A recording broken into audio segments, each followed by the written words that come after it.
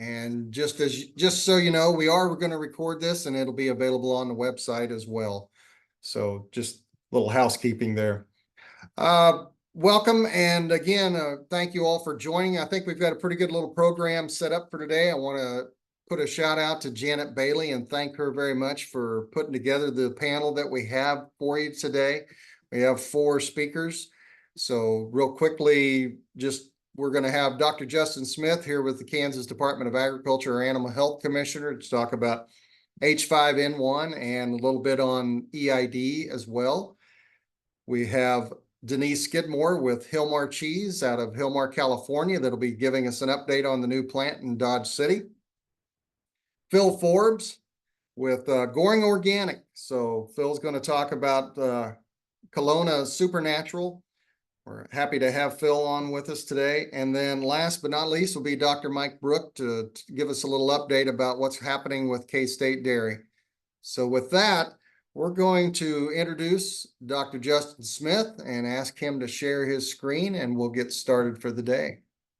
We are going to take about 20-25 minutes per presenter and leave some time for some questions.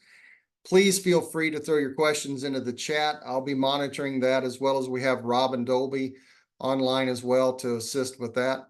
So do not hesitate to ask questions in the chat and we'll answer those as we go along. And then at the end of each presenter, we'll have some open questions. You can feel free to unmute and ask the question live or throw it in the chat. With that, Dr. Justin Smith, our Animal Health Commissioner. Good morning, everybody. Russ, can you see the slides? Did they show up or do I need to do it? All right, cool. They're there. You're good to go. Great. Well, thank you again for the opportunity to visit with you folks and welcome folks. I first, I guess I gotta apologize if any of you were part of the webinar that we held this last week with the Kansas Dairy Association. A lot of the comments I'm going to make are going to be the same. And so I do apologize for that, but at the same time, it is some stuff that we've been dealing with here in the state of Kansas. We've been dealing with this here from an animal health agency. And so it is a big topic of our conversation. So with that, I'm going to jump right into it. I'm going to have 2 parts of the conversation today. One dealing with the H5N1 influenza in dairy cattle, and then want to touch base a little bit about the new traceability rule. There. So the first thing I need to do is make sure that everybody's aware that right now, regarding the H5N1 in dairy cattle, Kansas did have some issues with it this last spring and last early part of the summer. But at the present time, there's no indication that any of our Kansas dairies are suffering from this issue of this virus at this point in time.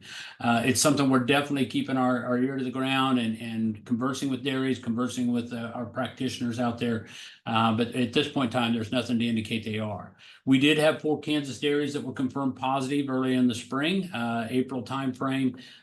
Those dairies, my understanding, are back on track and things look to be good, doing good on those 4 positive dairies. That's not the case in the U.S. as a general. So the U.S. current situation right now is that based off the USDA website, there's 190 confirmed positive premises out there, 13 different states. If you've been part of the news, it's no secret that Colorado is definitely being hammered with this virus right at this point in time, and we'll talk just a minute about that here shortly. To go back, just to give you a little bit of history, is that the phylogenetic analysis and frankly the epidemiology that we're being able to get off of these premises still point to the fact that it was a single spillover event, meaning that there was a single occasion that the wild bird virus, the virus that was involved in our wild migratory birds, actually reformatted, for lack of a better way of saying it, to a point to where it was infective to cattle. And that occurred on one facility down and we feel like in the panhandle of Texas, early this year, late last year, that occurred. Everything else has been linked within the dairy world, has been linked to cattle movement or exposure to positive cattle. So right now, through the investigations that's been occurred, that the spread between states looks to be associated to cattle movement, meaning that cattle that may have been exposed may have been infected, but definitely are not showing clinical signs. As we tend to move those cattle around in the normal business processes, we're moving this virus with them. The local spread amongst the dairy itself and the dairy farms looks to be probably multifactorial, meaning that there's a lot of indication that fomites are being incriminated, namely workers, namely transportation, conveyances, visitors, just equipment, shared equipment. That looks to be like it's involved in this spread amongst locations, amongst regions, particularly among, sister dairies in that respect. So the epidemiology regarding this virus has been very confusing, I guess, for lack of a better way of saying it. We're having to piece a lot of parts together, but these are two statements that frankly, we can weigh in on and feel like we have a lot of confidence in that. We're still not sure how cows are actually infecting other cows, but there is some research, and we'll go over that here shortly. So I'm not going to spend a lot of time on the presentation of it. I assume again that you folks involved in the dairy world, you understand exactly, you've heard about this and that, but you can see the on the slide is what that clinical presentation looks like. I think the key thing is obviously the milk still seems to be the product of concern, that infected milk. Greater than 90% of the farms report that the milk is a different consistency. It's not appetizing. It's not marketable, and frankly that tends to be the specimen or the product that has been indicted in passing this around, is the milk itself. Still hearing that 20% of the herd morbidity is plus or minus is where these dairies are landing. I will say from the Colorado conversations we've had that they're seeing a higher morbidity in their cows in those dairies out in Colorado. But a lot of that we feel like is probably related just to the environment and the fact that this is the summer months, then cattle are having a hard time dealing with the heat and the dry already, and that we're just adding to the consequences. So I think there's some environmental concerns that are definitely impacting that. Majority of these cows are recovering in that 10 to 14 period. Not to say that they still don't have virus, but they're recovering from the clinical signs of that. So I think the troublesome part of it from an animal health responder point of view is that we don't really have a good consistent methodology of being able to test these animals other than the milk itself. Nasal swabs have been inconsistent. Manure, we haven't found it in manure.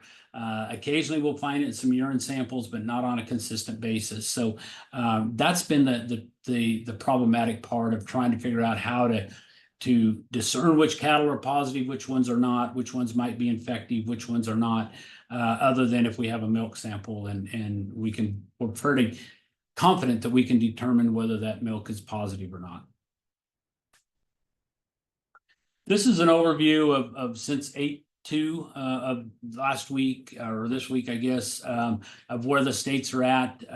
The beige states or the tan states are those states that have been affected, but haven't had a report of a recent infection in the last 30 days. So, yeah, you can see the map that obviously the other states, the pink rose-colored states, they have had a positive infection in the last 30 days, most recently Colorado and South Dakota, with Colorado being the state that is really, again, getting hammered. We got reports yesterday that they've got over 60 dairies that are confirmed positive at this point in time, and some of those dairies are really getting impacted hard. We're just in the process now. This disease is fairly new, and obviously new in the dairy world. And so the lab research is just now getting ramped up. We do have some very preliminary results out of a couple early on studies.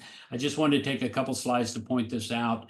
NVSL did some studies this summer, very limited in scope. As you can see, this study itself was actually only 5 head, but they took some Holstein heifers. They did infect them through an aerosol route. They used a nebulizer that they put on these cattle, and they infected them through a respiratory route. So long story short is they were able to confirm that respiratory phase of infection is an opportunity in these cattle. With that being said, it was kind of a limited in nature. Those cattle never developed any kind of overt physical or visible clinical signs.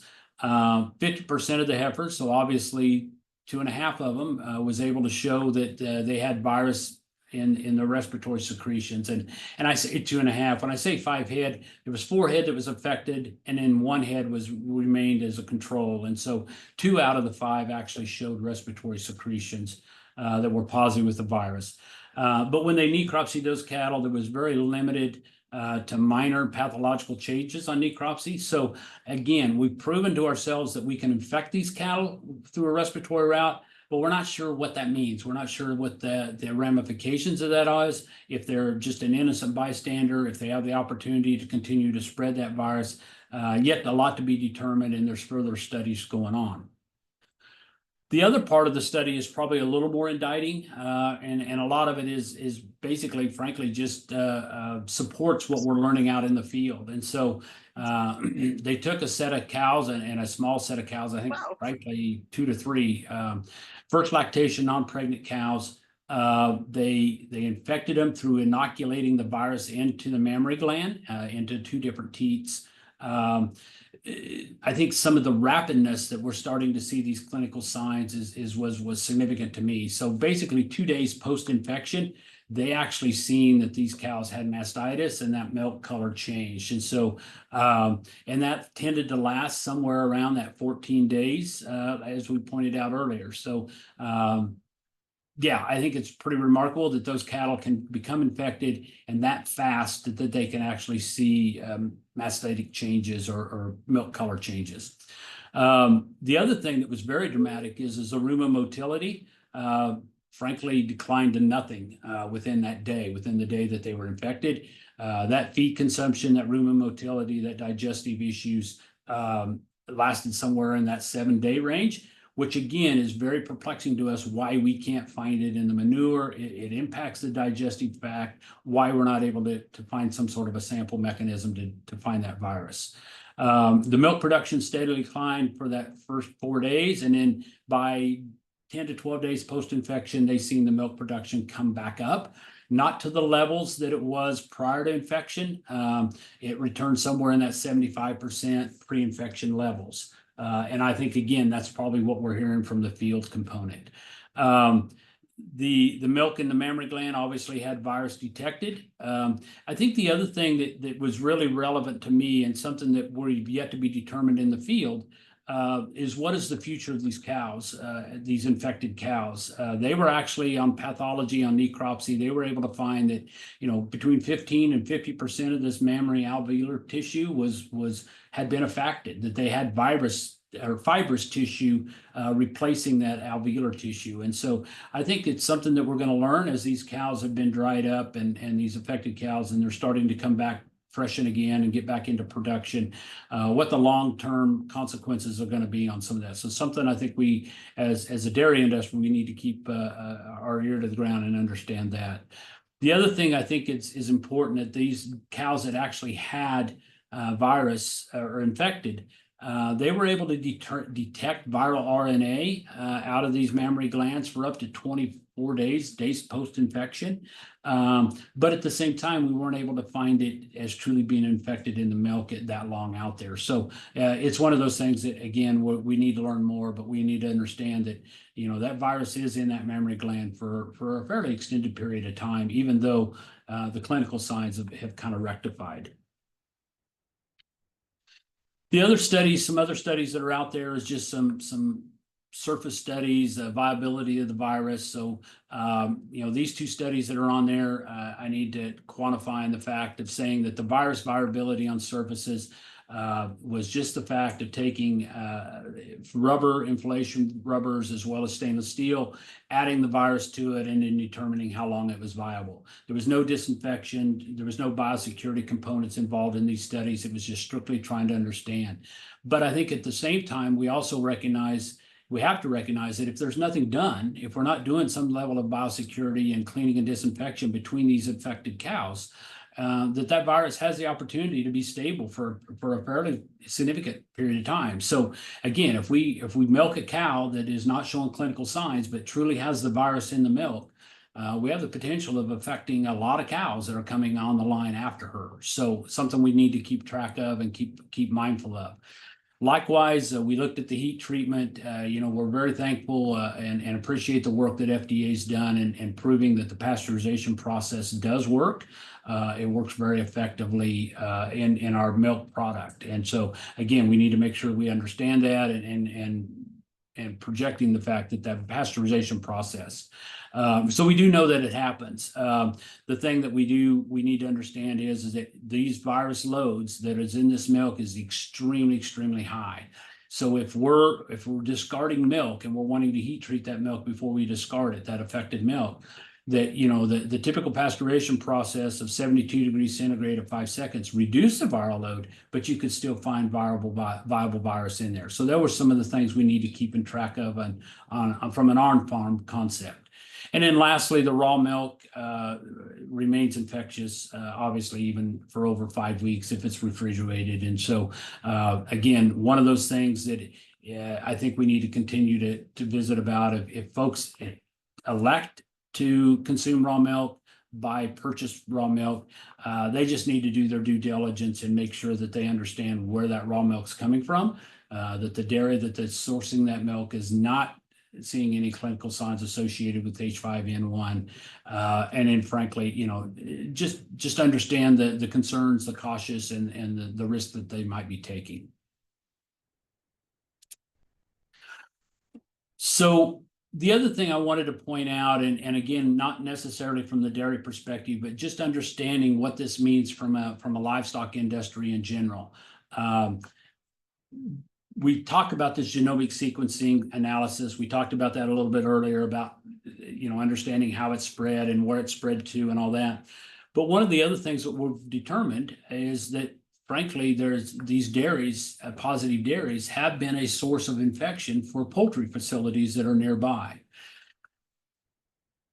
That's not a whole lot different than it is they have been a source of infection for their nearby dairies. But the significance is that this disease is a game changer for poultry facilities. It is considered a highly pathogenic. It's considered a reportable disease. And frankly, any dairy or poultry facility that comes up positive for H5N1, as a regulatory agency, we're going to respond and we're going to euthanize those birds and require a complete business shutdown, disinfection, cleaning of those facilities. So it frankly is a very impactful component to these poultry facilities and requires a different mechanism of response.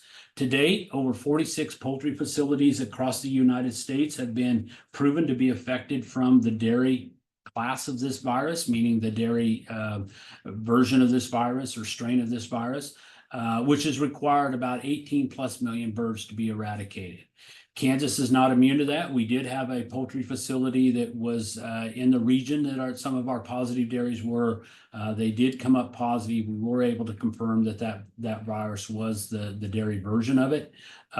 So I think the key thing we need to understand from a dairy world is that even though our cows are healing up and they're coming back on source, and yes, it's painful and we have to get through the process, there's a tremendous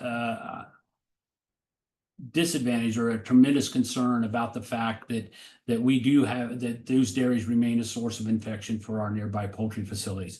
This is something that other states are obviously dealing with worse than Kansas did, something that's gotten to be a very contentious issue in other states. And I know they're at the table talking, but people ask me over and over again, when are we going to just determine that this virus is endemic in the dairy world? We're going to go about our business. We're going to make sure that, we're doing the right thing, but, we just call it endemic. I'm not sure the poultry industry can afford to allow it to become endemic. And so that's a struggle that we're dealing with now.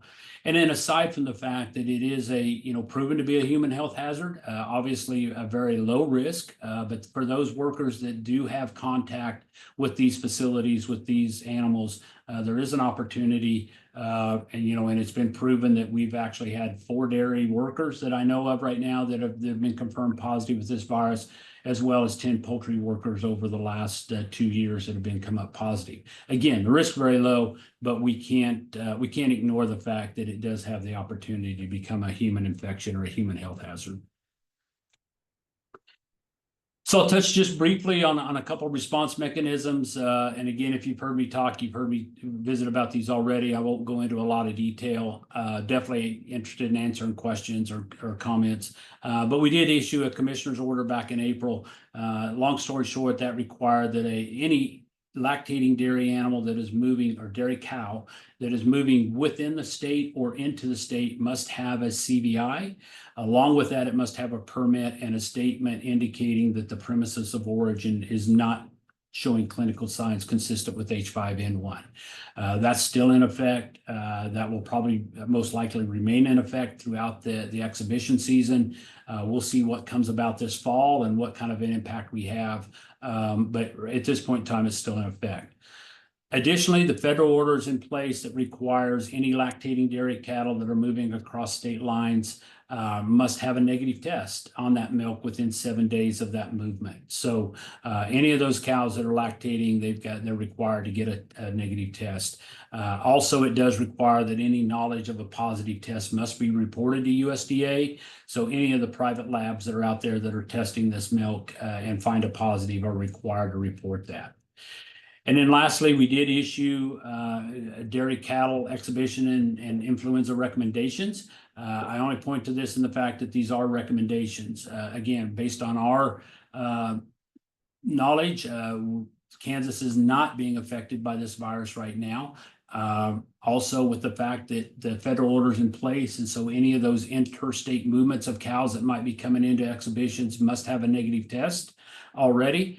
We elected to make them recommendations with the reservation that we can always change requirements if the need presents itself down the line. I will tell you, if you are in the exhibition world, that a lot of states have implemented some testing requirements. So I would highly encourage you to reach out to your show management that you might be traveling to, or reach out to the state of destination to understand what the requirements are. But at this point in time, Kansas has not implemented a testing requirement for those intra-state movements going to exhibitions or exhibitions or shows. So I think to sum up this conversation regarding H5N1, I think there's a lot we've learned, and we're constantly learning. I mean, it's a very dynamic process. We're learning new things each and every day. But I think some of the things that we don't know yet, and frankly, some of the concerns are in some of these states that have been highly infected, is that opportunity for reinfection. Is this virus laying low in these dairies and has the opportunity to rear its ugly head again? Or is there an opportunity for cows that have already been infected to be reinfected? Or knowing full well that a lot of our dairies, there's a lot of movement of naive animals in and out of these dairies. And so what's the opportunity for that dairy to get some of those naive animals infected, and how prevalent is that virus in the environment out there? We mentioned before, we don't know what that long-term effect is on that cow. Is there a carrier status, and then what that lifetime milk production looks like for some of those cows that were affected. We know that these cows do seroconvert. In other words, they make an antibody, they make a protective antibody, but we don't know how long that antibody protection is going to last. And so that's some of the work long-time work that's being done on some of these affected cows. And then lastly, what's the opportunity for infection with some of our like species? We've already talked about the opportunity to spread it to our poultry and the impact that it has on that industry. But what does it do to beef cattle? Why hasn't it gone into beef cattle? Is there an opportunity for that? And then lastly, the swine. And the swine does have a huge concern, just because swine do have the opportunity to mass produce influenza viruses. They are affected by influenza. They have the great opportunity to continue to reassort viruses in the swine world. That's been proven. And honestly, there's been in the past human health concerns regarding swine influenza. So one of those things that we definitely need to keep our eyes on and ear to the ground, as far as understanding what the future impact of these livestock, other livestock entities might be. So with that, that's kind of the end of the H5N1. We did talk a little bit. I did visit with Janet a little bit about some of the conversations out there, and she had mentioned that there might be some questions regarding the animal disease traceability world and what's coming down the pike here in in the near future. So not to go into a lot about what animal disease traceability is, but frankly, I want to make sure everybody understands that it has no opportunity to prevent disease. What traceability does is allow us to respond and respond in an effective and rapid manner. So basically, it's knowing where diseased and at-risk animals are, where they've been and where they've been at. What other animals have they potentially exposed, and trying to determine that. Or frankly, what animals have not been exposed, and so that we can push those out of our trace, out of our response mechanism, and allow those entities to go about their business. So traceability does have a couple different functions in that respect. So the federal traceability rule as it stands right now involves a couple different things. One is it involves the fact that animals must be officially identified. There's obviously a set of animals out there that are required from the federal rule. Those are those sexually intact animals that are 18 months of age and older.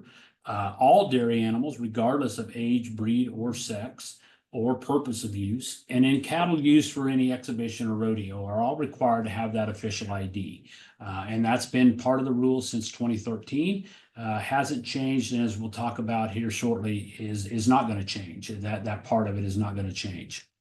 The other part of that is that they must have documentation for any of those animals that are moving across state lines that fit into that category we just talked about, is required to have a certificate of veterinary inspection associated with it.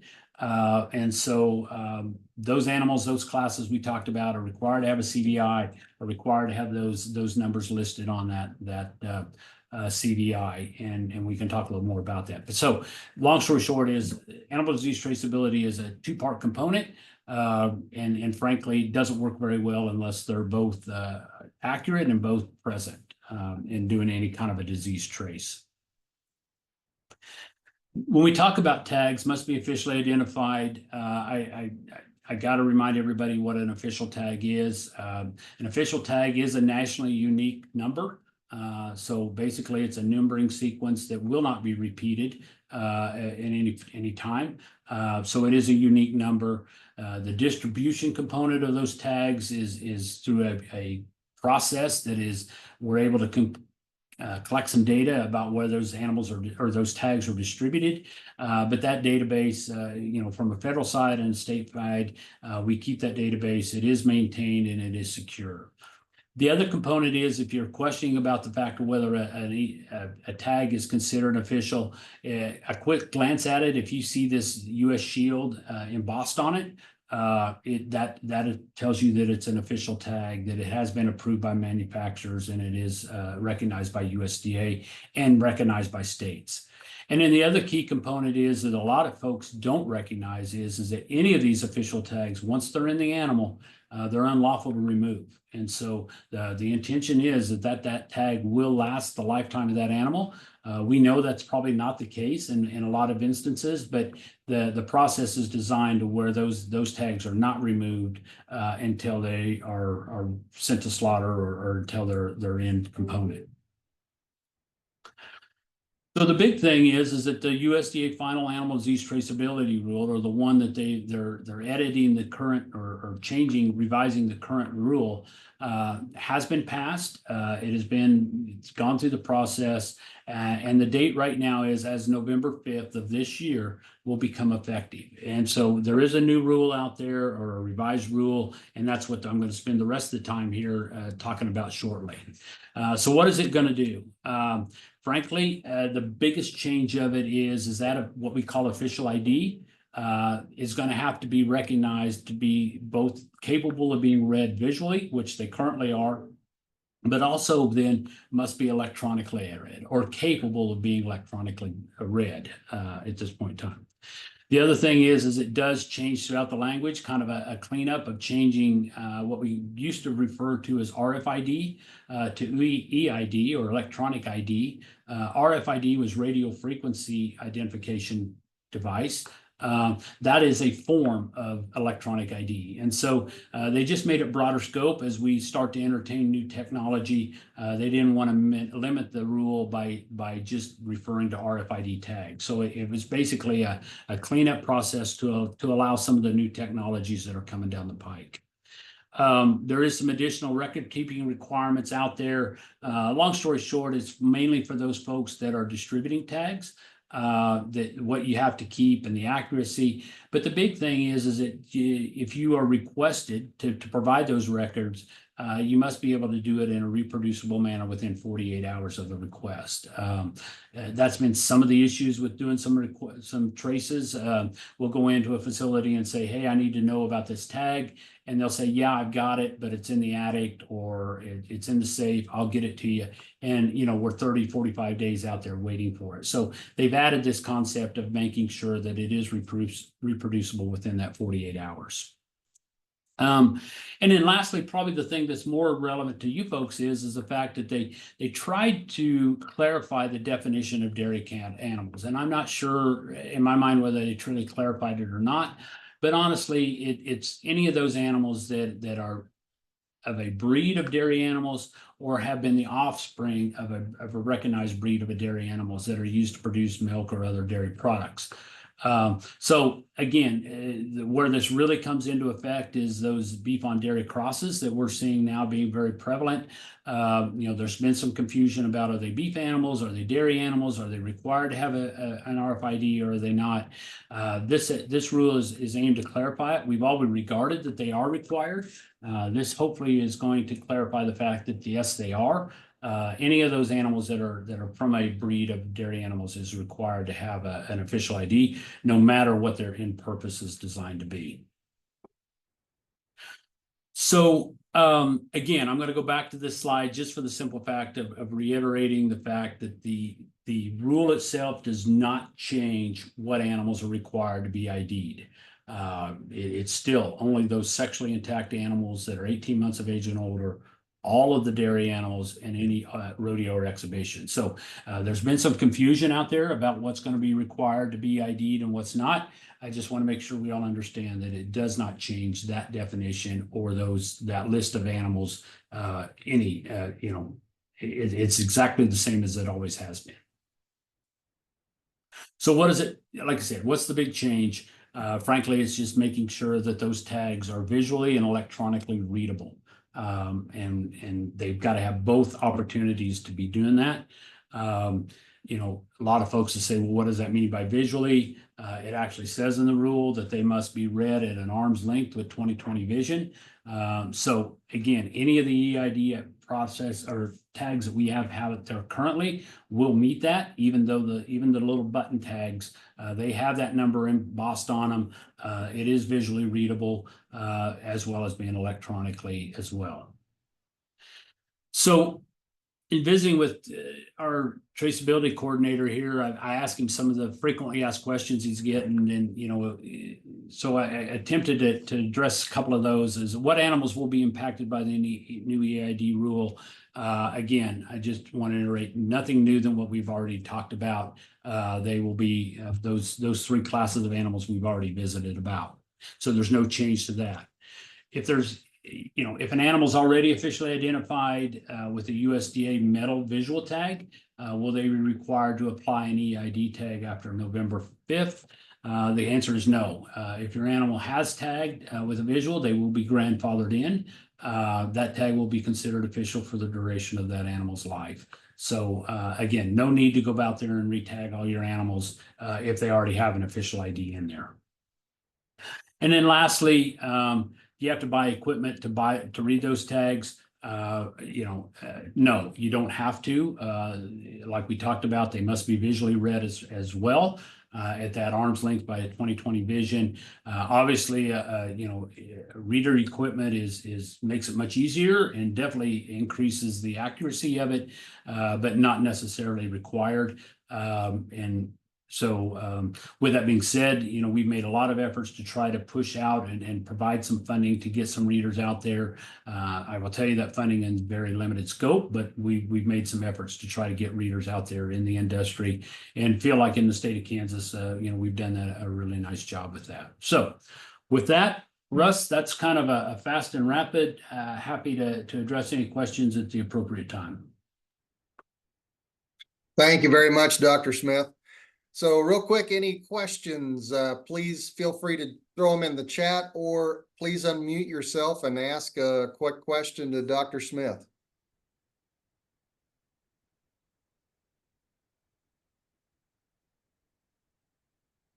Silence is golden. Very good, Dr. Smith. If you do have a question, again, feel free to drop it in the chat. And if Dr. Smith needs to leave here, we'll make sure and get that question to him and follow up with you afterwards. So with that, thank you very much, Dr. Smith. Thank you. Again, thanks for the opportunity and great to visit with you all. So next up, we have with us from Hillmar, California, Denise Skidmore. Denise serves as the Director of Education and Public Relations with Hillmar Cheese Company. I'd ask Dr. Smith to stop sharing his screen, please. And then we can get Denise's slides up.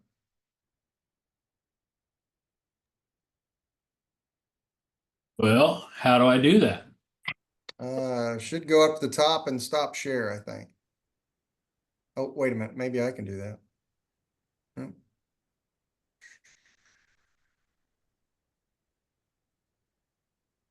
All I see is the green button that says share. Oh, there we go. I Right. got it off for you. Cool, So go thank ahead, you. Denise. Okay, let me find this and we're good to go. So again, thank you, Denise, for being with us today. And Denise is going to talk about the great things happening out in Dodge City and with Hillmar in general. So with that, Denise, I'll let you take it away. All right, I assume everything's set. So thanks for the opportunity to join everyone here. Thank you for inviting me. We're excited to get the heck into Dodge and be in Kansas. So just going to give you a little background about Hillmar and then move on to what we've been building on. So basically, we are a wholesale cheese manufacturer and ingredient manufacturer with cheese and whey protein. That's what will be made there in Dodge City. And we're a little different. We are not a co-op. So we are actually privately held. We are owned by, at this point, there's 11 farmers, second generation, third generation. We've got a couple fourth generations that have been born.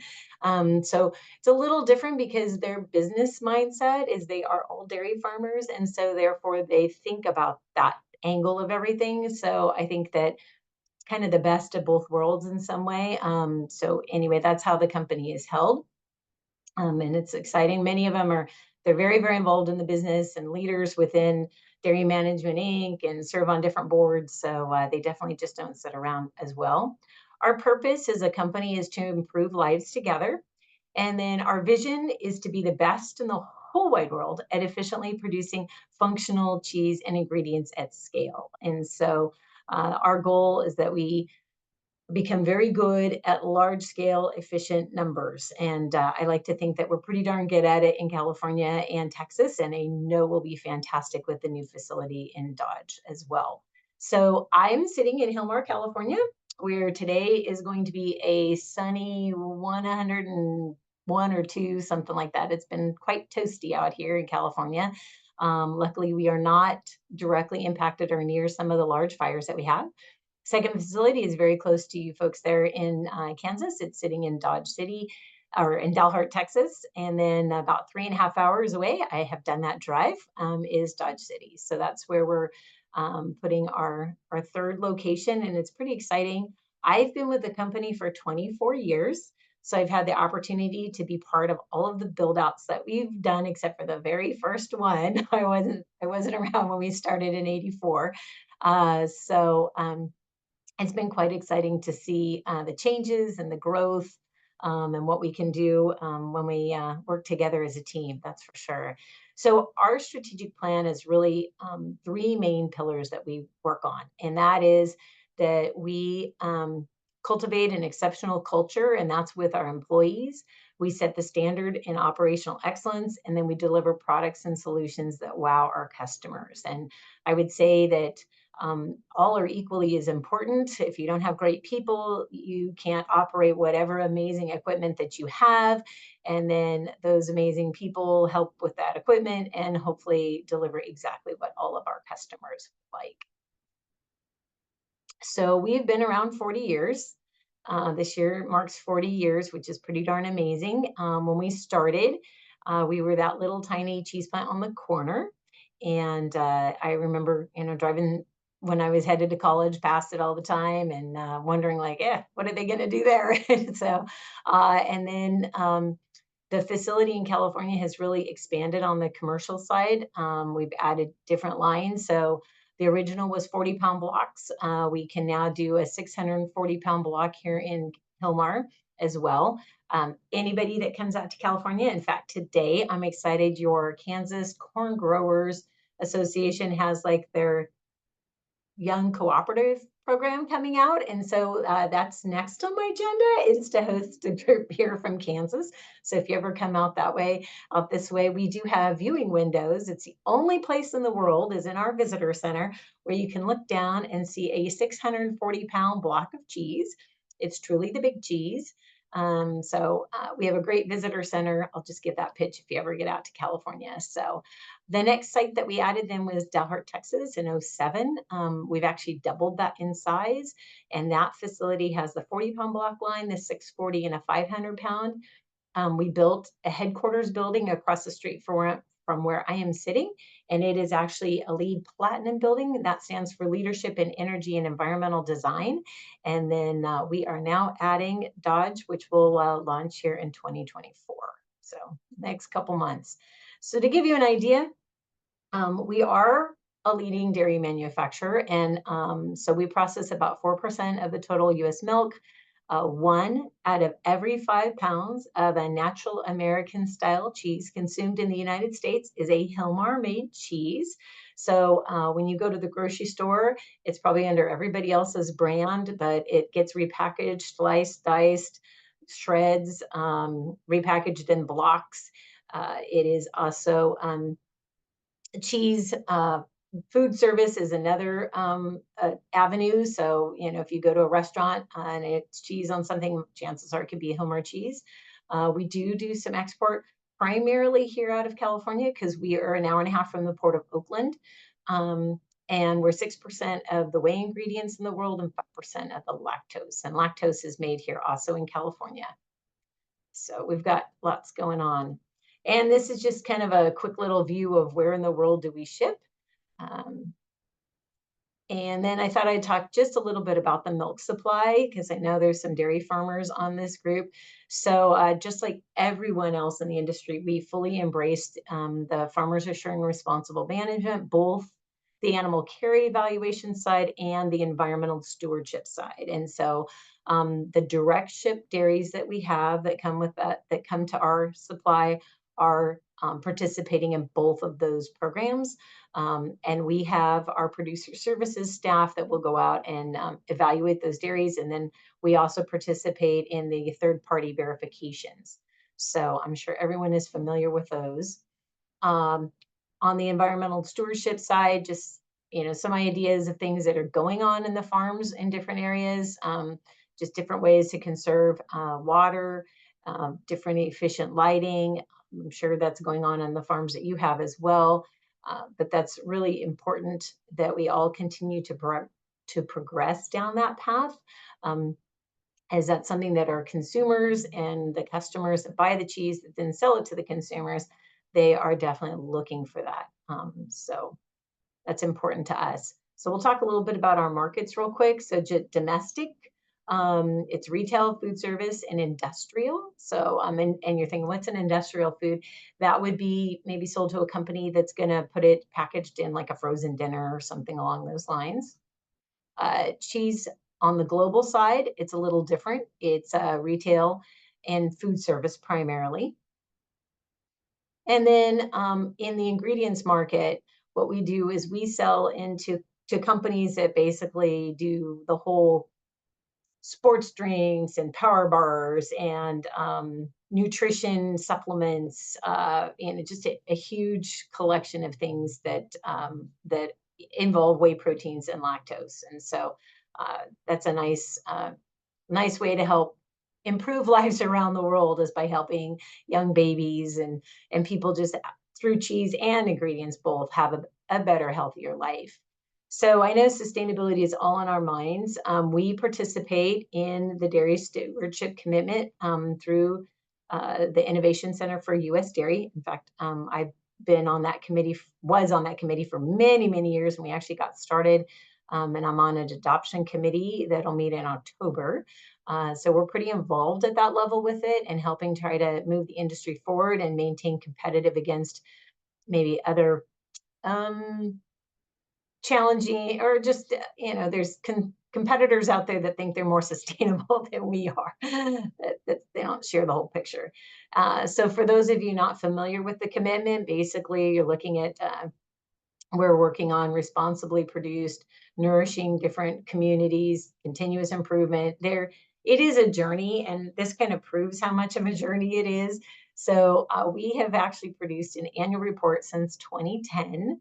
It's one of the projects I've been involved in since the beginning. And I could tell you, when I look back at our 2010 report, what a mess. Everybody was just learning how to kind of come out and share what we were doing and reporting, but you have to start somewhere, right? And so, if you're a dairy farmer and you're like, well, where am I on this sustainability journey? Just start somewhere. It's a journey. We're never going to end. It's going to keep going. So we've really, our customers have appreciated the report. It's interesting, in the visitor center, we actually just set the reports. We don't print very many, but the few that we do print, we'll set them out. People take and read them, and they'll be sitting waiting for a grilled cheese sandwich, and I'll walk by and they'll have the whole report out, and a couple of them talking about it. So I really enjoy seeing that people like to learn what we are doing as an industry to be better stewards. So for Hillmar specifically, we actually have quite the water circularity going on, and this is going on at all 3 of our facilities. And so as we know, milk's 87% water. We're going to make cheese. We make whey protein. In California, we make lactose. We also make animal feed. And then whatever water we have left over is going to go through the water polisher. And that's going to allow us to use it in 3 major ways: further processing, regenerating heat, and then to wash equipment. So I asked our water reclamation folks, I said, like, could a drop of water technically never leave Hillmar cheese? And that is very true. Technically, a little drop of water could stay recycling over and over and over here. So this process will be going on in Dodge City as well, with the exception that once it leaves and it's been used over and over again in our facility and it goes to the water reclamation facility, that is owned by the city of Dodge City, and they have a biogas digester there. Both our Dalhart facility and our Hillmar, California facility, we have those, that we have our own water reclamation facilities here on site. And then we use the water for non-food uses, recycling it for landscaping, out for irrigation. And I know the city of Dodge City will be doing the same kind of things there. They're going to be able to use it for non-food uses within that processing facility there, and then out to use it for irrigating as well. So in addition to having biogas coming from it. So it's pretty interesting to see. This used to only be 1 circle. And it's exciting to see that as technology evolves, we can keep adding more circles to tell the good story, because I think there's such a huge discourse. I do live in California. It's truly the land of fruits and nuts for many reasons, not just what we produce. So it's nice to be able to tell what we do in dairy and have and we keep evolving and making it better. And so it's just a wonderful way to share that story and how we're recycling. And so we will also be doing that there in Dodge. So let's talk for 5 minutes or less here on Dodge. So it's so fun to watch this grow and get built. So here's the rendering. We had a groundbreaking in 2022. Takes a little while to get going.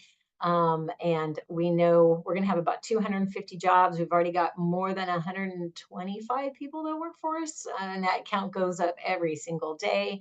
And then the dairies also have additional staff there. This was the groundbreaking ceremony. And then this kind of gives you an idea of what it looked like in the beginning. So the cement along the ground is all the tilt-up walls, which I think is just such a fascinating process, but it does make putting a building up a lot quicker. So we did the whole tilt-up wall version for that. And then as it's growing, we're looking at it right now from, as you can probably guess, the cold storage is on your right, where you could see the air conditioning units on the top. And then the left would be the dry storage area. And those air-conditioned units were most interestingly helicoptered in. So if you follow us on either Facebook or LinkedIn, we did put, a couple different shots of the helicopters lifting him in, because I guess it was cheaper than having the crane be there for multiple days and go from place X and bring it back, and then go to another place and bring it back, and the helicopter just dropped him on. It was pretty amazing. So I had no idea that's how we could do that, but that's what we did. And then another fun shot. This one, we've got some silos. You can see we're really progressing. And we still don't have a lot in the way of paving in this one. It's pretty impressive. This is the dryer building. So the big tall building is for the protein dryer. And so that's when we added, I guess I should put the dates on the bottom. And this is our most recent shot as of like, I think they took it Tuesday. And so what you're looking at in this bottom corner is our administrative entrance. So the cement is there to walk in, and then the milk receiving area is actually off to the left-hand side. Unfortunately, it didn't zoom out and get me a really good picture. I was bummed about that, but I've asked for a better one for the next time. And then just some fun facts on this. We have more than 30 plus miles of stainless steel going on through that whole thing. So it's pretty impressive. And then to the right, that's one of the electrical rooms. And we've got lots of technology going in. It's so amazing from my perspective, just all the coordination so that everything can come together. So we are excited to even have lots of people on site. So the offices, it is still a construction zone, so everyone has to be in their vest. But we're on site now and folks are working from the offices. We're a little squished because not all of the offices are ready. So there's some offices and other spaces that haven't been completed, and or getting there requires maybe crossing a work zone that's very active. And so we're squishing everybody into closets, different places for right now. And then if you know of anyone that's looking for a great job, we're a wonderful company to work for. And so all of the positions are listed online. You can search by the Dodge City location, and you'll see a list of things that we're hiring for. So if you know of anybody, send them our way. We'd like to talk to wonderful people. And then just kind of on that side of people is like, we really focus a lot on employees. So we have employee engagement committees at both sites. We just had a huge carnival here in California. There was barbecue in Dalhart, Texas. Dodge, they've done a couple different things, but right now they're just trying to get built, and they don't have space necessarily to get everything done. We'll be doing a corporate-wide food drive for September Hunger Action Month as a company, and then we do some matching donations with that. So we do a lot of different activities to keep everybody active and involved. And the biggest thing we just did was Dodge. I should remove that graphic because it says 2022, but we were there this year. We do the cheeseburger feed. So the Dodge City Days cheeseburger feed is something that we've committed to. We got the cheese from Dalhart, so yes, it was Hilmar cheese, and we fed, I think, 1,800 people burgers on a couple Sundays ago. So if you want to keep track of us and see some fun videos, we're going to post a couple more of the time lapses, but our LinkedIn page really, both our Facebook page and the LinkedIn page have lots of different things to watch it grow. We will be receiving milk in the next November, late October, November, December. It's towards the end of the year this year. We don't get all of it once. We've been asked that, are you going to get hundreds of truckloads in? No. So it's a commissioning process. I've been learning a lot about it. We've already had USDA inspections, the halal, the kosher people, like all of those people have to come through. It's quite a process before we're actually going to be making sellable product. So it takes a little bit, so you ramp up as we learn. So we are already testing the equipment, running water through, just making sure a lot of it is ready to go as it becomes available to us to be tested. So not everything's there ready for that point yet, but as it all gets hooked up and then the computers are hooked up to it, it's quite the system. So I'm very excited about that. With that, I will answer any questions. Thank you very much, Denise. That's pretty exciting. It's great to see the progress out there. So any questions from the audience, please feel free to again to unmute or throw it in the chat. If not, you can email me. I got to go host your other group that's here from Kansas, but I'd be happy to answer questions anytime. So, and it's been a pleasure to speak with the group, and we look forward to being there in Kansas. It's very exciting. And I Wonderful. get to go Thank you next again. week. Oh, So I was just going to say thank you again, Denise, and tell all our Kansas friends hi. I will. All right. Thanks so very much. So next up on our list, we have with us Phil Forbes with Kelowna Supernatural. So this is also something that's kind of grown out of our growth summit over the years. So one of the action items that continues to comes out of the dairy sector, as well as a lot of other sectors, is how do we add value to our products before it leaves the farm or right after it leaves the farm, before it leaves the state line. So this is an opportunity, and Janet made this connection with Phil Forbes. So Phil, I'm going to turn it over to you. Do you have slides to share, Phil, or anything? No, I'm just going to talk. Perfect. The floor is yours, Phil. Thank you. Okay, very good. Hi, everybody. My name is Phil Forbes. I am based here in Kelowna, Iowa. I work for Kelowna Supernatural. It's a dairy brand that is now in all 50 states. And just a little bit for those that don't know about organic dairy, we are, well, the organic dairy industry is growing and has historically been a very small sector of the entire food industry and a small portion of the dairy industry. But it has been a high growth little sector and has experienced, ebb and flow, but is growing now quite a bit. I just looked up some recent statistics.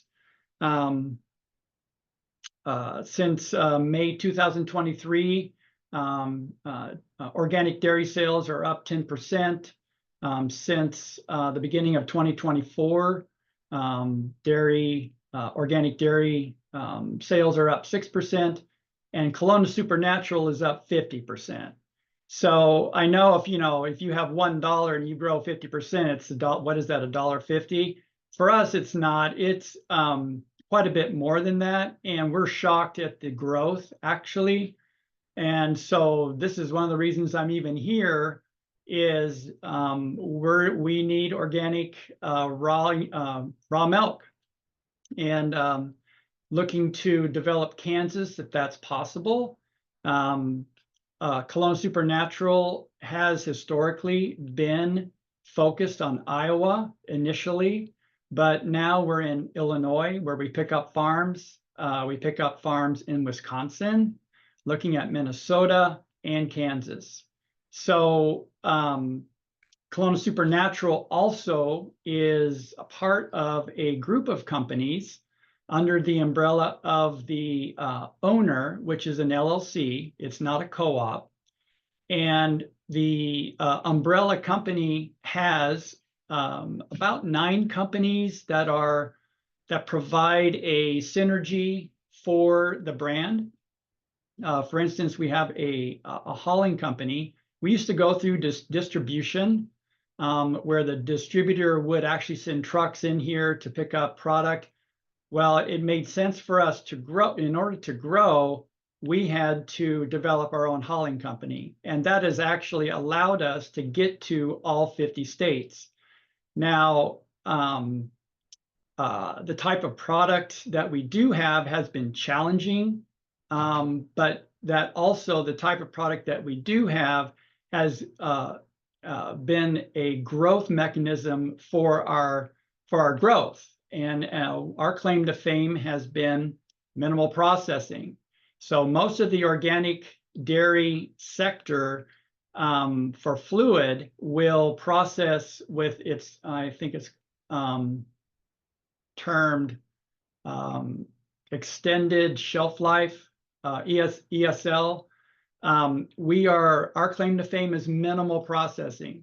So we won't homogenize, we vat pasteurize, and we low temp pasteurize. And it has allowed us to find a niche in the market that is growing very rapidly now. There's just our customers very knowledgeable. And because we have our own hauling company, we're able to get into places of distribution that allow us to get to the coast. Our code date has been challenging. We currently have a 23-day code date on our fluid, but because we're able to drive right to either the store or the distributor, we're able to get to California, Washington, Oregon. We're in actually Maui, Honolulu, and then of course all the states along the eastern seaboard. So with that has really driven our 50% increase last year, and we're looking to grow again this year. And so with that, we are very interested in seeing if we can develop and grow milk supply outside our traditional channels, and looking at Kansas, especially eastern Kansas, or even central eastern Kansas, to see if we could find interest there. With that, I'm sure everyone's going to wonder about what's the pay.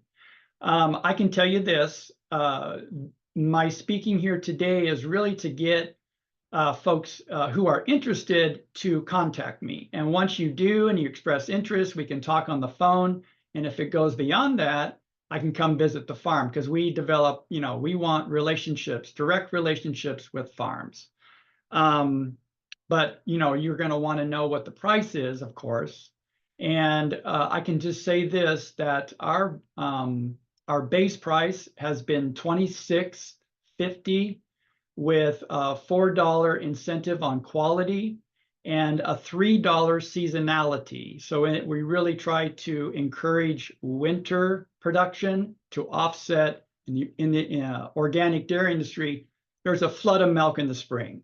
So we try to even that out with putting more money in the winter to see if that works. And it does, it actually does work.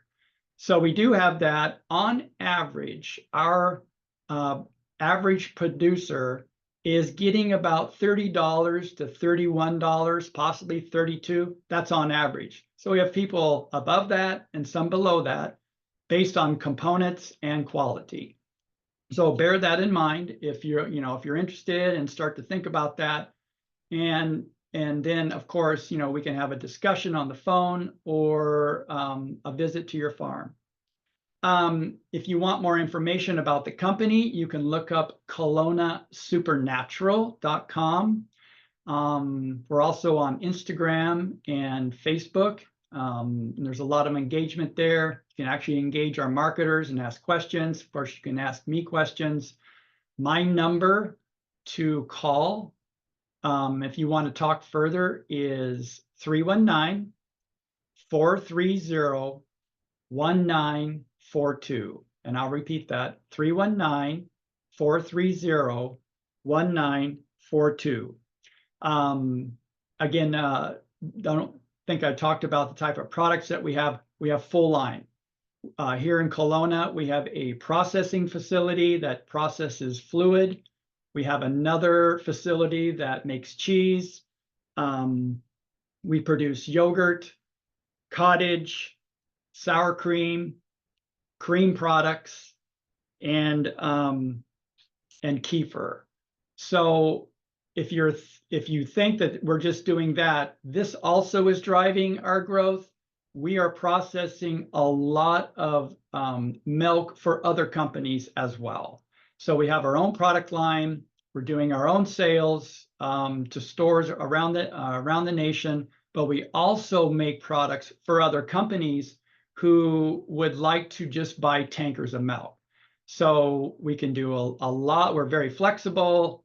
We can receive a lot of milk in here and process it. either for ourselves or for others. And I think that's it. If there's any questions, I'd be happy to take some questions. Any questions for Phil? Again, please drop them in the chat or feel free to unmute and ask away. While they're thinking, Phil, I do have a question. You know, it's not as simple as just tomorrow, hey, I'm going to be an organic dairy. What's kind of, can you walk through the process timeline for transitioning to organic? Sure. For a producer that wants to become organic, it is 3 years of transition on the land. And in that final year of transition on the land, it's also transition for the cows. And depending on the producer or where they're at, we can talk about how to help somebody transition that last year. I know when you're feeding cows, organic feed can be expensive. And this is usually counterintuitive. The best time to transition to organic is when conventional prices are high. Now, most people would think, you know, why would I transition then? Well, it's because when you feed your cows organic and you're getting paid well conventionally, the difference isn't much. And then we would help you, you know, get over that hump. When I do see people do it is when conventional prices are very low, and that can be very painful cost-wise in that last year. So. Other questions? I did have kind of a follow-up question. So if some producers are interested, would there be a chance that you could connect them with current producers that you have in the network just as kind of a reference to talk to them about their experience in transitioning? 100%. Yeah, we'd have a lot of mentors for them. And I'm also a USDA TOPP mentor, where I can mentor dairy producers as well. So. Wonderful. Other questions for Phil? Well, Phil, I would ask you also, if you could throw into the chat, since we're recording it, then the chat will be recorded as well, your contact information as well. And that way we'll have it. And if we have anybody that needs it, we can send it out to them. Very good. Will do. Thank you very much, Phil. Thank you. Next on our agenda, we have Dr. Mike Brook from Kansas State University to kind of give us an update on what's happening with the dairy program at Kansas State University. Dr. Brook, are you still with us? There you are. I am. Let me.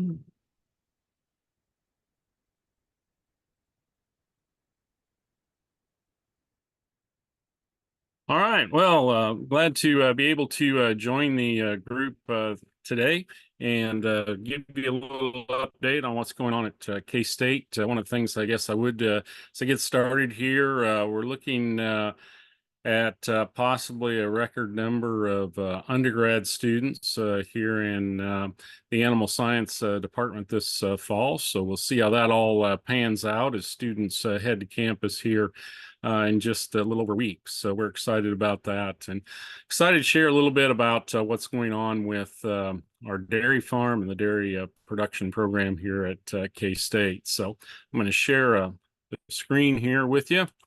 And we'll share a few slides.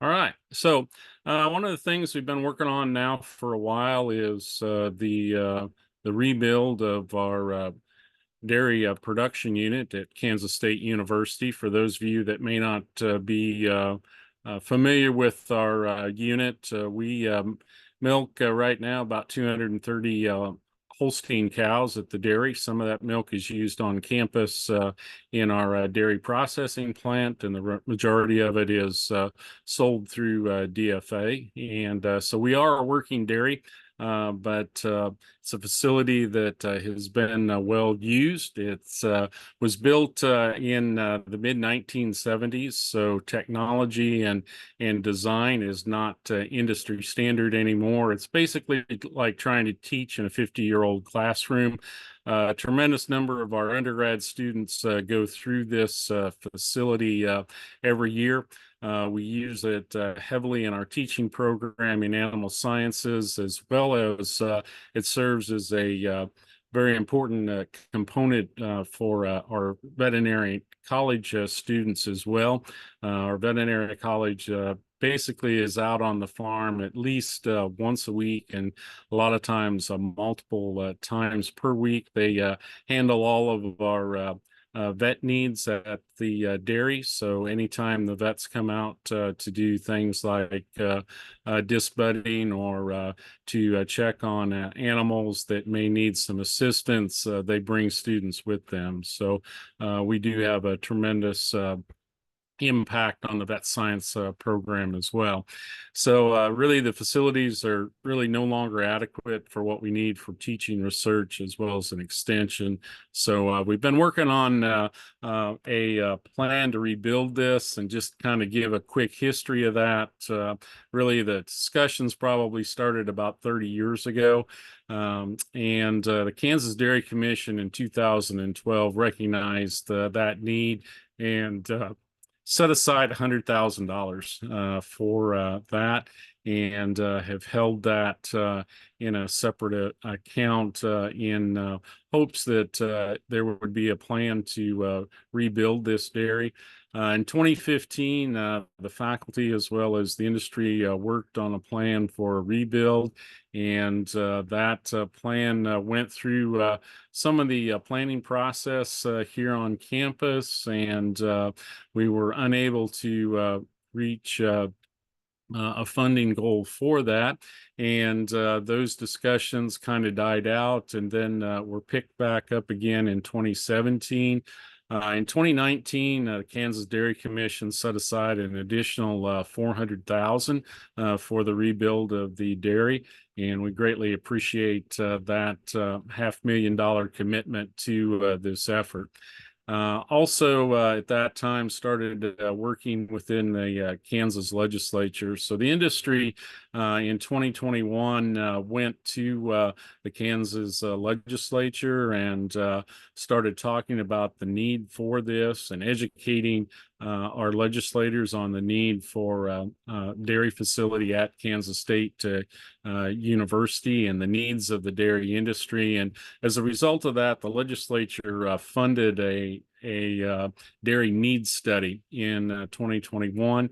That study was completed, and those results were presented to the legislature for their 2022 session. And one of the questions that came out of that was, okay, so we understand there's a need. We understand how the dairy industry has grown. We understand how the dairy industry impacts the economy in Kansas. What we need to know is, how much is this actually going to cost? So there were funds left over from the needs assessment study, and those funds were reappropriated then to fund the architectural study that was completed in 2023 and presented to the legislature. And the cost on that estimate is a $40 million facility, and I'll explain some of the ins and outs of that facility, some of its capabilities here in a minute. In addition, in 2024, the Livestock and Meat Industry Council set aside over a 5-year period another $250,000 for this particular project. The legislature worked very hard it's in its last session to try to determine how to fund this.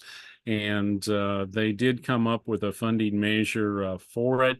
It was put into their final spending bill, and it was passed through the legislature with bipartisan support, went to the governor's desk. However, as the governor looked at this and some other things that didn't come through the normal funding processes, keep in mind that everything that has been done so far in the legislature has been an ask of the dairy industry on behalf of K-State. So the governor, in vetoing this measure is, she said she understood the need for it. She thought it was a good idea. However, it didn't come through the normal funding. In other words, K-State did not ask for that funding. So in her encouragement to the industry was to work with leadership at K-State and have it come through the normal process of university funding. And since that veto happened in May, we have been working to do that, and I'll explain a little bit more a little bit later where we're at with that. But the process is still moving forward. But we do feel like we have very good support. So, just in general, this facility would have two different types of milking. We'd have a 30-stall rotary milking parlor, which would have prep and post-dip robots, as well as two of the individual robotic milking boxes where animals come up on their own to the boxes to be milked. There'd be freestall housing for about 340 lactating cows. We'll have some specialized research tie stalls that we would utilize for intake studies as well as intensive research, replace what we have in our current tie stall barn. There'll also be a area in the facility to house our dry cows, pre-fresh heifers. We'll be able to bring all of our milking cows and our dry cows, pre-fresh heifers into one facility, which will be very helpful in terms of reducing our environmental impact as well. Inside this facility is a hospital area for treatment of animals, and calving area is going to be bedded pack. We'll have specialized milk cooling and storage. We envision multiple tanks so that raw milk can be identity preserved. So if we want to do a study with A2 milk, we can identify those animals in the herd with that particular gene, then pin those animals together and segregate that milk to a smaller bulk tank and bring that into town for processing in our processing plant. Likely be a flush manure management system to increase our environmental stewardship, as well as reduce labor that we currently have to expend on nutrient management. We'll either use sand bedding or manure solids. That's still for bedding. That is still being discussed, and it will be a tunnel ventilated barn. So it'll be increase our ability to provide heat stress abatement during the summertime for our animals. Also provide a lot of additional protection for our animals in the wintertime. So this is just kind of let you know kind of where it's at. For those of you that aren't familiar, this is the main road that leads up to our current dairy, and this area over here is the current dairy facility, the cow housing, as well as milking parlor and office. Right now on this site over here, we have some calves and heifers. That facility will be moved down below the current dairy in this area here, and the new facility would be here. So it'd be a single building with the milking parlor office area up here to the front, and again, tunnel ventilated, so fans will be here on the north side, and then this is for sand and manure management area be back here on the back side of the facility. So as you come up the drive, first thing you'd come to would be the offices and our milking parlor. So a little bit more detail what that might look like. Again, as you would come up the road, you'd encounter the milking parlor with the rotary unit. There'll be some offices and laboratory space around here, as well as the equipment room, milk room for raw milk. The robotic boxes would sit here in front of this section of stalls. So this section of stalls would serve for the resting area for the animals on the robots. And then these stalls here and some of the stalls back in here would be utilized for the resting area for the rotary parlor. Rotary parlor will be very similar to what we would have on larger dairies, except it's just smaller in number of stalls. Coming off that rotary parlor here at the exit will be some area where we can have a palpation rail. Again, very similar to what we would have on large dairies across Kansas as well as the United States. Again, just a little closer up close-up view of that cow housing area. We would be able to do some pin feeding back in this area for individual intakes on a pin basis. We also would have those 32 stalls here in the center that we could utilize for individual intakes in a tie stall type setting. We do envision that some of these stalls we might be able to install individual feeders like Kaylin gates to also increase the amount of space that we could utilize for research studies where we needed intake data from individual animals. A little closer view of what the front end of the facility would look like. Again, 30 stall rotary here, your pre-dip and post-dip robots sitting here, office space, break space for workers. Also, we're going to have a small teaching area here. So this is a small classroom, which would be ideal for our animal science classes and other groups that are coming in for education. One of the things that this facility will allow us to do is it will allow us to help with workforce development, and that could be for dairy farms or for the dairy industry.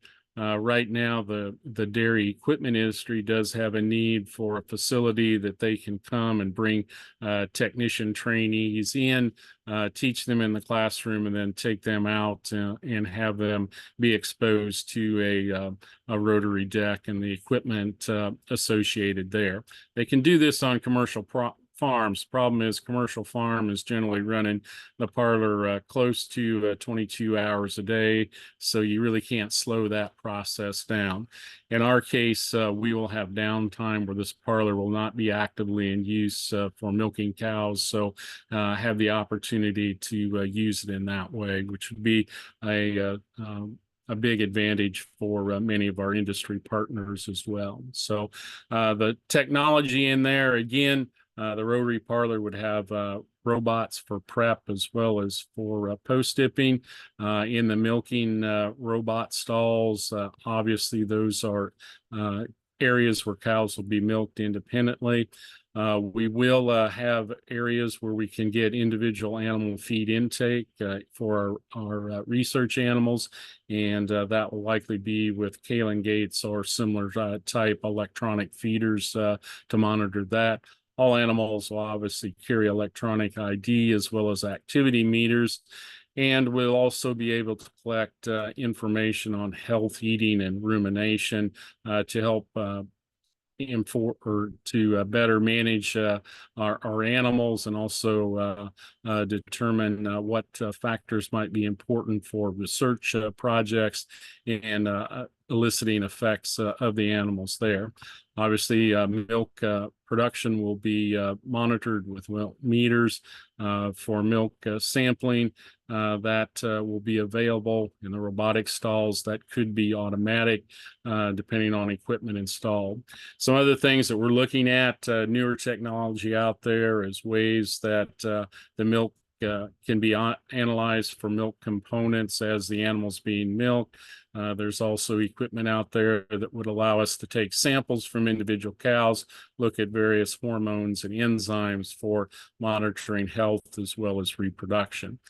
A new piece of technology that is available that we'd hope to have in both the robotic area as well as the conventional milking area is body condition score cameras. These are basically infrared cameras that take a picture of the animal every day of her back line, and can calibrate that then to a back fat thickness. So again, helpful for health determination as well as reproduction.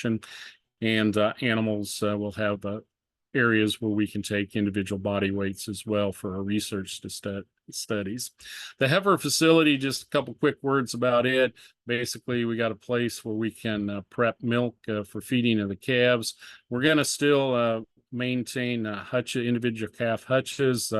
These hutches are important for student training as well as research. Many of our students that come to us without any large animal experience. So, their destiny after graduation is either vet school or to the industry, whether that be the support industry of the dairy industry or to dairy farms. So giving them experience caring for animals is really important. Our students heavily work in this area. They're overseen by senior faculty, or excuse me, senior employees, but they're doing a lot of the work. They're detecting whether an animals are sick. They're recording data. They're assisting with treatments of those animals. So it's really a great experience for our young people as they come to us. It's a open front monoslope building, basically different size pens for different sized animals, basically designed to house our heifer herd to about 16 months of age. So this is just kind of what it would look like from an architectural standpoint. Again, very simple, three-sided open front building, open to the south. What we typically see on many of our dairies, very labor efficient, gives you a very good view of the animals as you feed and care for them. The larger animals would have headlocks in their pens. So for breeding management, those sorts of things, we could utilize headlocks in that area. So why is it important at this time? Well, in the last 30 years or so, Kansas has really experienced a lot of growth in our dairy industry, and we're very, very excited about that. We're excited about things like the plant being built in Dodge City and the additional animals that will bring to the state. So these numbers will continue to grow. This is part of the reason why the legislature has been so supportive of trying to figure out a way to help us get this done. They do recognize that we have a growing dairy industry that we need to serve, and we have proven that Kansas is a dairy growth state.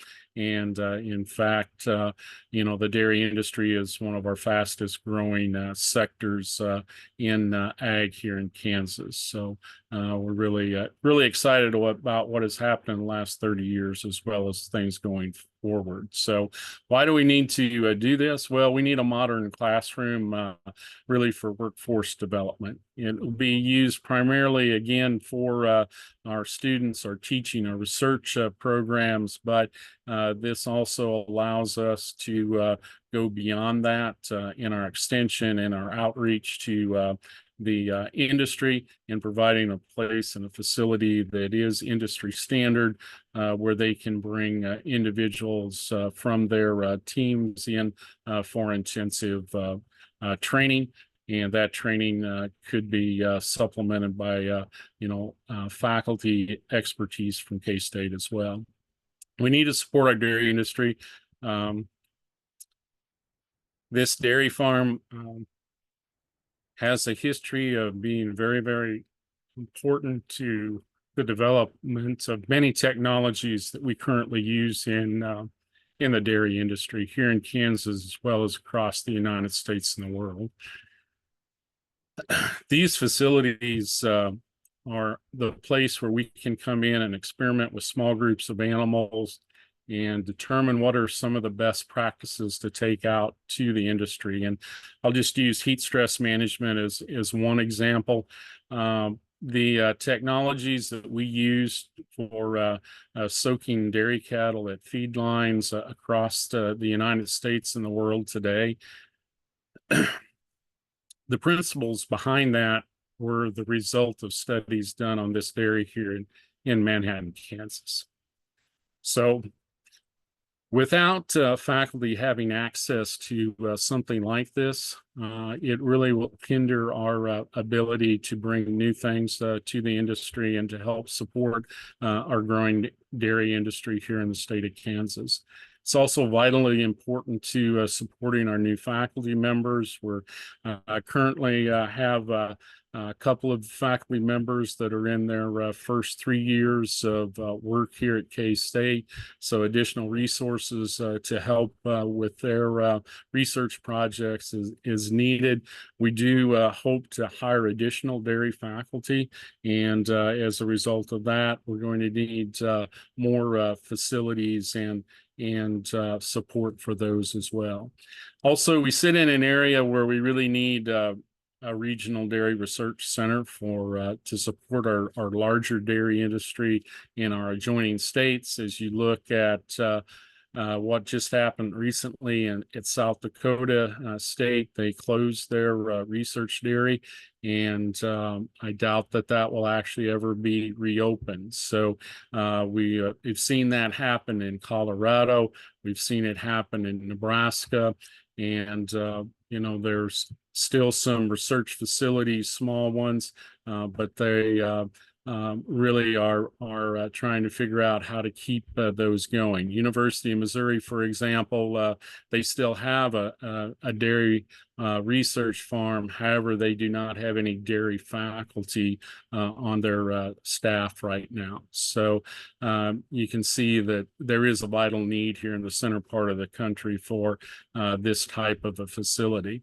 We also, the expanded capabilities here in identity preservation for the raw milk is really important for our dairy processing efforts at K-State and to meet new needs in the industry as we move forward, being able to follow things that we might do to the cows treatment-wise, what that does to the quality of the milk, and then how does that impact the quality of products on the finished product side. So again, it's a unique facility in that it would feature the newest technology that we have on the rotary deck as well as in the robotic milking boxes, again, to support our diverse Kansas dairy industry that includes both large and smaller dairies.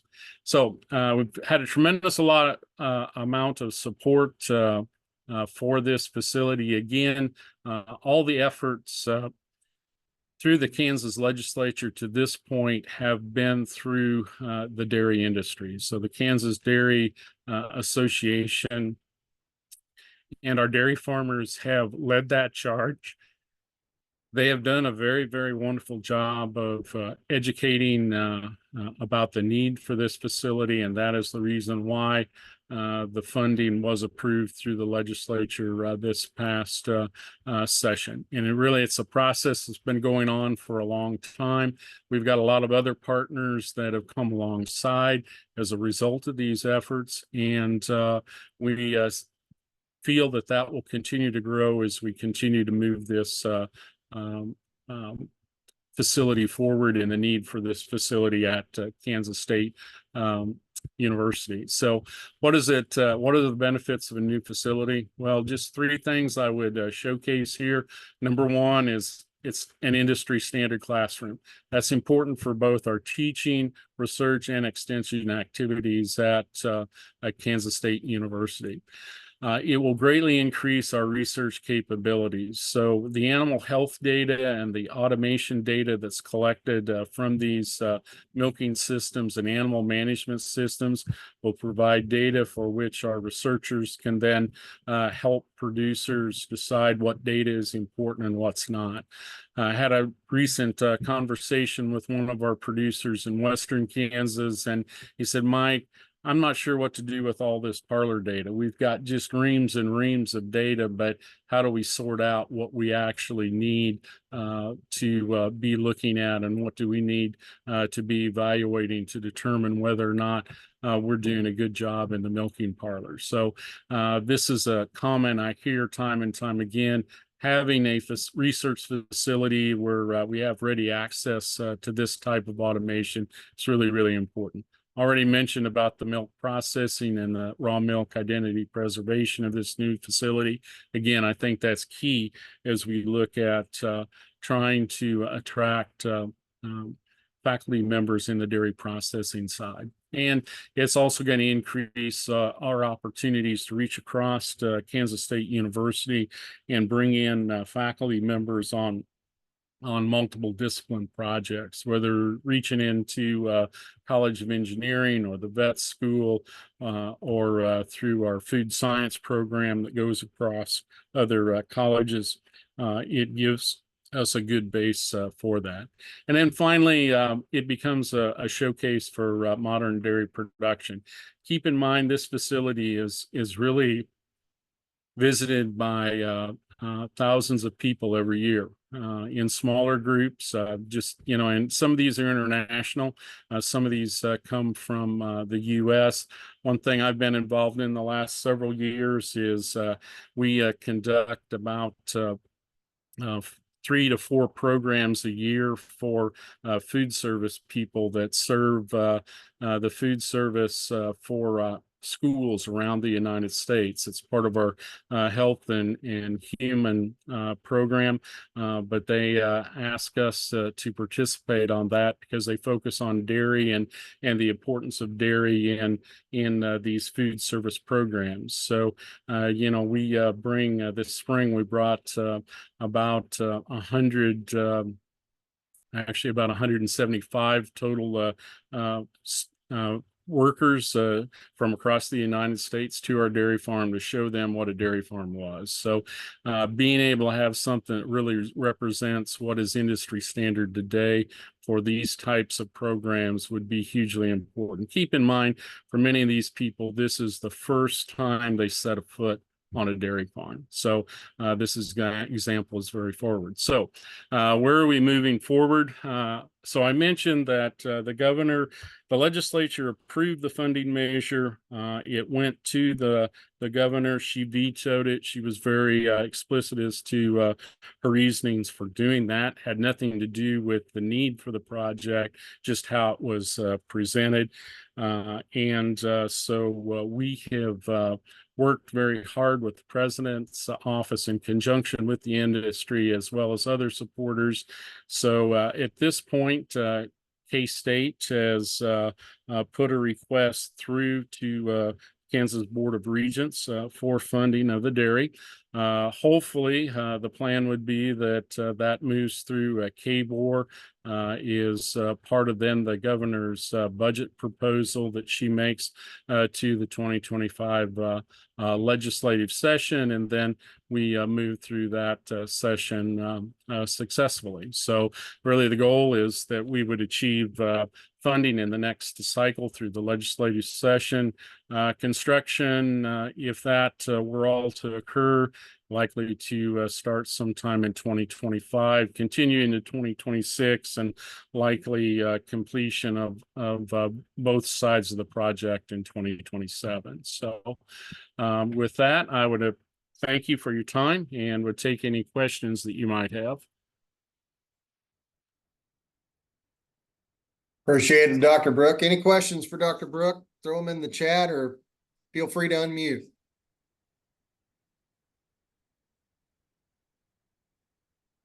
Covered quite a bit of information there. I just want to reiterate Dr. Brook's message there that teaching unit is very important for the industry, as he really mentioned that workforce development piece of it. Very important, as well as we look to the future at Kansas State University with the Next Gen initiative and K-State 105. There's a lot of opportunities there for collaboration across the industry. I can see across states and so forth. So really exciting stuff. I appreciate it, Dr. Brook. Thank you. With that kind of brings us to the end of the presentations, and I'd like to invite Robin Bloom. Robin Dolby, excuse me. I'm still getting used to her married name. So Robin, she's got a slide she'll put up for the upcoming Ag Growth Summit that'll be taking place August 21st here in Manhattan. Again, she's thrown that into the chat, the link for that. Please hop on there if you haven't already and register for that. Again, we'll be having a social the evening before on August 20th. All events will be taking place at the K-State Alumni Center. So that's a change of venue. So remember, the K-State Alumni Center is where the summit will be taking place. We'll have a little bit different format than we've had in years past. There'll be 3 overarching panels. One will be focused on animal agriculture. We'll have 7 panelists on that. We'll have another one that focuses on our crops in Kansas, and we'll have 6 panelists reserved for that. And then the last one's kind of an agribusiness panel, and we'll have 4 panelists talking about everything from ag technology and innovation to food processing and manufacturing. So we hope to see you at the Kansas Ag Growth Summit. Robin's got it up on your screen. Again, the link is in the chat. So with that, as we come to the end, I would ask if anybody has any comments or questions they'd like to throw in the chat, or please feel free to unmute.